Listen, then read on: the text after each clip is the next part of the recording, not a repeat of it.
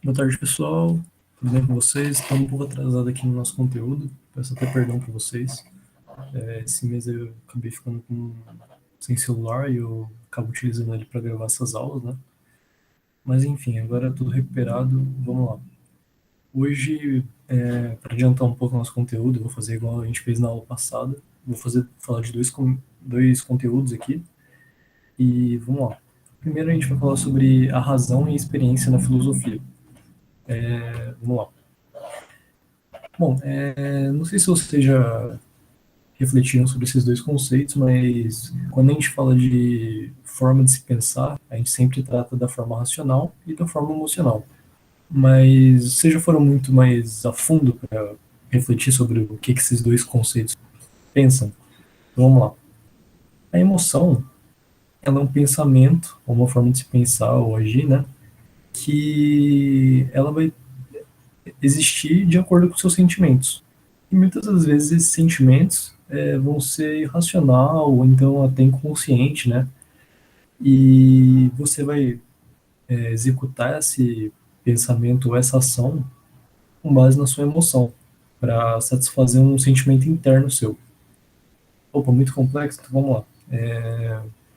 Por exemplo, você está no trânsito e de repente comete um acidente e tal, aí você sai do carro para xingar o cara e tal. Isso é um pensamento que você, ali na hora, você ficou emocionado e aquilo vai te satisfazer na hora.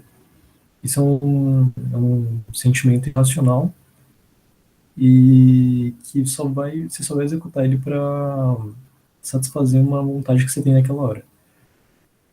Do outro lado, a gente tem a razão, que ao contrário disso, que é basicamente um pensamento que você vai executar racionalizando ele e refletindo sobre o que você deve fazer que é moralmente consciente para você.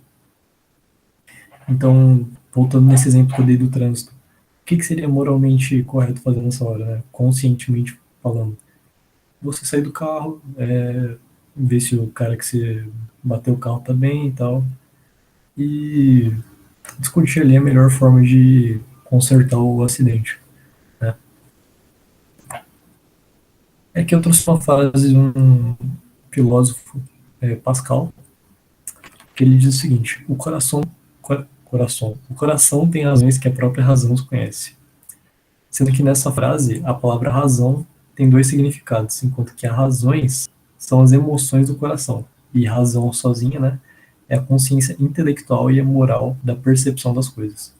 Então aí ele fala que o coração ele tem suas motivações assim como a mente, mas que a própria mente às vezes não vai entender essas coisas porque elas são inconscientes, né? Bom, e falar um pouco agora sobre razão, né? E experiência. Como que essas duas coisas estão relacionadas dentro da filosofia? Bom, primeiramente, experiência é basicamente tudo aquilo que uma pessoa vai perceber ou vai sentir. Como assim? Bom, você como uma pessoa, você tem pensamentos, assim como qualquer outra pessoa. E esses pensamentos, eles vão existir e serem do jeito que eles são de acordo com suas experiências, certo? A forma de que você pensa, a forma das coisas que você já viveu, enfim. E quando a gente estuda isso na filosofia, a gente descobre que tem duas formas de ter, duas formas não, duas experiências que uma pessoa pode ter. Objetivo, que é uma experiência que vai ter um valor único, né? Por exemplo, você olha para uma parede e você vê que aquela parede é azul, logo aquela parede vai ser azul para todo mundo. E também vai ter a experiência subjetiva, que é a experiência que vai ter mais de um valor para cada pessoa. Então, por exemplo, você ouve uma música, né? Você ouve um rock lá, e você vai gostar, mas pode ser que o sujeito do seu lado vai odiar aquela música, vai achar ruim, enfim. Não sei se ficou muito claro para vocês, mas basicamente é isso. Objetivo é algo que vai ter valor único, universal, né? Vai valer para todas as pessoas. Subjetivo vai ser uma coisa que é de cada indivíduo. Quando a gente relaciona a experiência com a razão, a gente está falando basicamente que a gente quer respostas objetivas, né? Uma resposta que vai ser objetiva, vai ser uma resposta que vai ser válida para todo mundo. Aqui algumas considerações sobre o pensamento racional que eu achei que alguns outros filósofos comentaram. Alguns pensadores eles vão considerar alucinação, visão divina, ou mudança no estado mental. Essa mudança no estado mental você pode, por exemplo, colocar como aquelas pessoas que fazem alguns rituais, e aí esses rituais precisam de alguma substância para se atingir algum ponto espiritual, algum ponto mental. Alguns pensadores vão considerar esse tipo de coisa como uma experiência racional válida, que tem sentido. Porque para esses pensadores, para você atingir essas experiências, essa coisa já devia existir na sua cabeça, só que você não conseguia atingir ela. Né? Então eles vão considerar essas experiências como, racionalmente falando, válida. Outros pensadores vão considerar que quando você vê coisas que não existem ou que só existem para você, estando no estado mental sóbrio ou não, para esses pensadores você não está tendo uma experiência racional válida, porque você está numa situação que a sua mente e a sanidade dela está alterada, certo? Então, é basicamente um contraposto, né, pessoal? Aí vai de cada um o que vocês julgam como válido ou não. A aula de razão e experiência realmente é mais para introduzir esses dois conceitos, né? E agora vamos falar uma aula aqui mais, que eu acho que vai ser mais complexa, né? Agora falando até de filosofia mais moderna. O empirismo. Empirismo, ele está relacionado ou ele é contrário à razão? Bom, primeiramente a gente tem que descobrir o que é empirismo. O empirismo é uma escola de pensamento filosófico que ela é discutida desde a Grécia Antiga. E o que essa escola de pensamento propõe?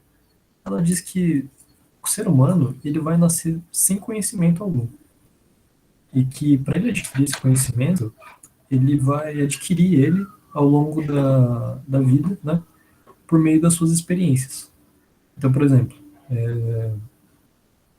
uma criança que nunca viu fogo, ela viu o fogo pela primeira vez e fala, nossa, que bonito, tal, vou tocar nele, né? Aí ela queima a mão. O que vai acontecer? Ela vai adquirir a experiência de que fogo queima, que fogo machuca. Então ela vai armazenar essa experiência na, vida, na cabeça dela e vai ser um conhecimento que ela adquiriu. Ou então, por exemplo, falando agora mais do campo científico, uma pessoa vai esquentar a água e ela percebe que quando a água está numa temperatura certa, ela vai evaporar. Aí a pessoa vai fazer várias experiências, né? E vai descobrir que a 100 graus a temperatura vai evaporar. Ou seja, são experiências que a pessoa vai adquirir ao longo da vida e que vai proporcionar para ela um conhecimento. Né? E por que o empirismo, falando disso, que ele tanto relaciona experiências, por que ele é contrário ao racionalismo? Porque o racionalismo, ele também considera experiências passadas, experiências que você não viveu. Ou seja, todo mundo sabe que se você jogar um objeto no chão, né, assim, no ar, ele vai cair por causa da gravidade.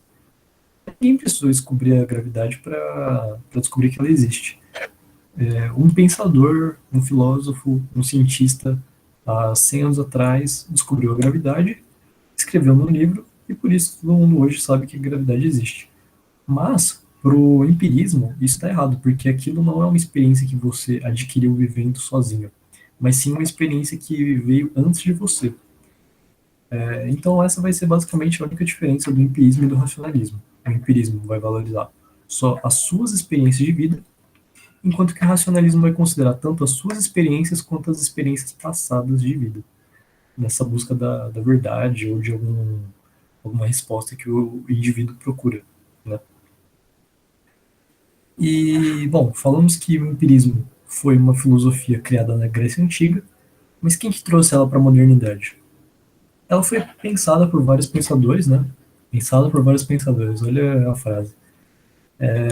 Inclusive, alguns a gente já viu, como por exemplo, o Maquiavel. Mas quem mais teorizou sobre ela foi John Locke. John Locke talvez já tenha ouvido em alguma aula sobre sociologia, economia, mas ele, além de ser o fundador do empirismo moderno, ele também é fundador do liberalismo, que vocês já devem saber que é uma doutrina política e socioeconômica, né? E, enfim, ele vivia numa época que o mundo estava passando por muitas revoluções, né? Saindo das amarras da Idade Média e indo para a Idade Moderna. E ele teorizou sobre as experiências que o ser humano podia ter na vida. Por que ele teorizou isso? Para falar sobre a moral. Porque a moral que existe naquela época era a moral trazida pelos antepassados da pessoa. Ou seja, você nascia numa família cristã, você ia ser cristão, mesmo se você não tivesse tido a experiência que eles tiveram. Você nasceu numa família que valoriza, por exemplo, o capitalismo, você vai ser uma pessoa que vai também valorizar o capitalismo. Por quê? Porque mesmo não sendo uma experiência que você teve, é uma experiência que seus antepassados tiveram, né? E ele vai criticar isso através de um termo que vai ser conhecido como tábula rasa. O que é tábula rasa? Tábula rasa é traduzida, né, uma palavra em latim, que é traduzida em a folha em branco. E, como toda folha em branco, ela está ali para ser preenchida, né? E segundo Locke, como que essa folha em branco vai ser preenchida? Através das experiências que o indivíduo vai ter na vida. E isso é, claro, uma referência à vida de um indivíduo, né, como ele adquire suas verdades. E, bom, como eu estava falando antes, isso aqui ele teorizou com o objetivo de acabar com a moral passada pelos seus anteriores, né, pelas pessoas que vieram antes dele. Bom, com isso a gente termina esses dois temas, né, pessoal? Foi uma aula mais curta. E na próxima aula a gente vai falar sobre René Descartes e talvez mais um tema, de acordo com o tempo que tiver aula. Mas eu pretendo adiantar esses termos agora, pessoal, porque deu uma atrasada esses meses agora. Tudo bem? Bom, como sempre, qualquer dúvida, vocês podem me procurar lá no do WhatsApp ou no Classroom. E é isso, pessoal. Até a próxima semana e até a próxima aula. Tchau, tchau.